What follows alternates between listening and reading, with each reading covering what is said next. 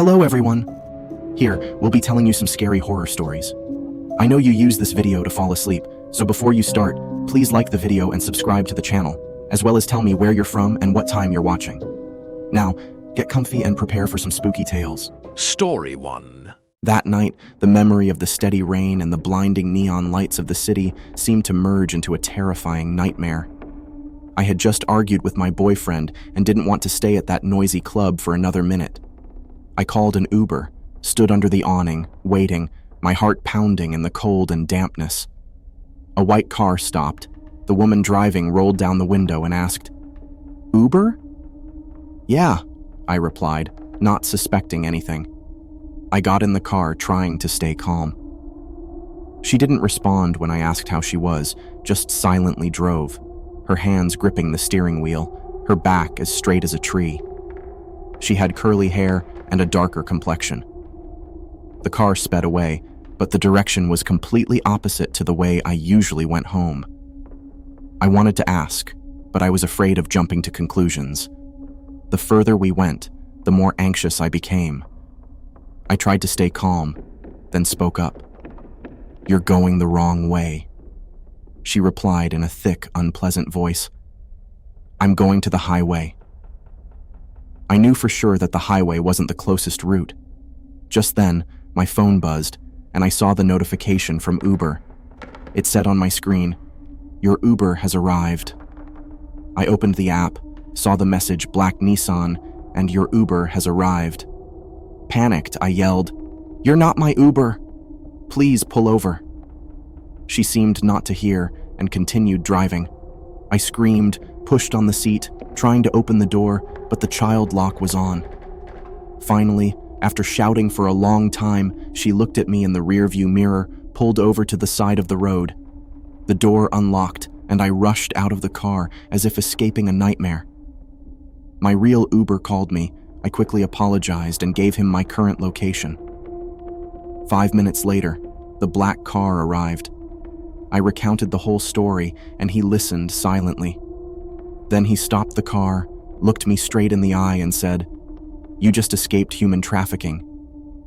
There are a lot of fake Ubers operating, luring girls like you into their cars, taking them to unknown places." He explained, "They are usually women, making it easier for victims to trust them." His words struck me like lightning. I was still in shock, thinking about that terrifying night. Since then, I've been more careful, always double-checking information before getting into any car. Story 2. One night, slightly buzzed after leaving a bar, I started messaging people on Tinder. A girl named Alicia had messaged me first, so I replied. She responded almost immediately, asking what I was up to that night. I told her I had just left a bar and was looking for someone to hang out with. Alicia replied, "You should come over and smoke." I agreed and asked her to send her address. She sent it right away, seemed like the quickest, easiest Tinder match anyone could hope for on a Saturday night. I called an Uber to take me there. The driver arrived in a Honda, and I got into the front seat. Normally, I'd sit in the back, but that night, I felt a bit more social thanks to the alcohol. The driver seemed friendly enough, so I told him the truth, that I was off to meet a girl from Tinder. He chuckled and said, "Nice," then went on about his own stories of meeting girls as an Uber driver. On the way, I asked Alicia for her number, and she gave it to me. We started texting, and her replies seemed pretty normal. When we got to the house, the driver said it looked oddly familiar to him. To be fair, it did seem a bit sketchy. No cars in the driveway and all the lights were off. He told me to be careful. I thanked him, said goodbye, and he drove down to the end of the block, probably waiting for his next ride. I walked up to the door and tried ringing the bell, but I didn't hear any chime from inside. So I knocked. Then I tried calling Alicia. It went straight to voicemail after one ring, but right after, she texted me saying, "It's open. Come inside." Suddenly, there was a knock on the window, which nearly gave me a heart attack. I looked over, and though it was dark inside, I could see someone slightly lifting the blind and waving from behind the window. Just as I was about to try the door, I got a call from an unknown number. Thinking it was Alicia, I picked up, but instead of a girl's voice, I heard the familiar voice of my Uber driver. He urgently told me to leave the house immediately. I looked over and saw his car pulling up in front of the house again. He told me to get back in the car. I hung up and got in. As soon as I sat down, he drove away and explained that the house was vacant and that just last month, someone had been lured inside, robbed, and killed. It was a story that might have ended the same way for me had I stepped inside. I sat there, taking it all in, and thanked him as much as I could, even saved his number because he was so cool and I couldn't thank him enough. The next morning, when I was sober, the whole thing was even more disturbing to think about. Story 3. It was a Monday night, a pretty slow night for an Uber driver, especially in our small town. So, when a trip request popped up on my screen, I accepted it right away. The passenger was named John. I drove through the neighborhood to a corner liquor store that was closed for the night. 2 young guys were waiting on the corner, and when I pulled up to the curb, they got into the car. I confirmed John's name to make sure I was picking up the right person, then started driving toward their destination. The 2 whispered to each other, which felt a bit strange. Every time I looked at the rearview mirror, they would catch my eye and stare back. I tried to avoid looking, but I couldn't help glancing up repeatedly. I asked them where they were headed, but neither responded. Thinking they might not have heard me because the back window was open and the wind was noisy, I asked again. This time, one of them shouted, "Harris Avenue!" It didn't exactly answer my polite attempt at small talk, but it did make me realize that these were not the kind of people I wanted in my car.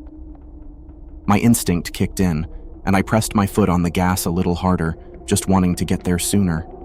We arrived at the street they'd mentioned, and the location they directed me to was a rundown storefront with a group of guys hanging around outside. I slowed down and asked if this was their stop. When I turned around to look at them, I saw that they were both wearing masks now, similar to the ones from the Purge movie. I felt something press against my shoulder from the back. I assumed it was a gun. They told me to pull up to the guys waiting outside. I did as they said. 3 large guys, also wearing masks, approached my window and demanded my wallet. I handed it over without hesitation. The 2 passengers in the back seat got out. The 5 masked men grouped up, and one of them kicked my car door as they walked away. I drove off right after and reported the incident to Uber, who said they'd contact the authorities. Later, I found out that the info on that John account was fake and that he'd used a stolen credit card. I lost $250, my ID, and several cards in my wallet, but I was just grateful to have made it out with my life. Story 4. Here's the revised English version of the story. After leaving a friend's Super Bowl party, I called an Uber to take me home. When I got in the car, I noticed a man in a baseball cap sitting in the back seat. I didn't mention it, just said hello to the driver. I assumed I must have called an Uber pool instead of a regular Uber, but it didn't bother me. When we got to my house, I got out of the car and closed the door. A moment later, I heard the other door on the opposite side close too. As the car drove off, I saw the man in the baseball cap standing in the street, facing me but with his head down, the cap shading his face. I called out, "Hey, what's going on?" He didn't respond and started walking away, but something felt off. Instead of going straight into my house, I decided to walk around the block. After a while, I noticed him on the opposite sidewalk, walking parallel to me. At each intersection, whenever I turned, he would turn too. When I started running, he began running as well. Adrenaline kicked in and I sprinted faster than I ever had before.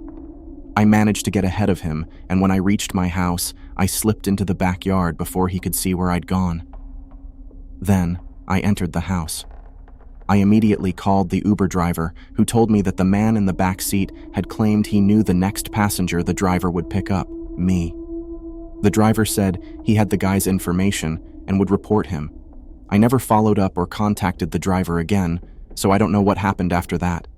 I'm also not entirely sure why that man would be targeting people getting out of Ubers, but the experience definitely taught me to be more cautious with Uber rides.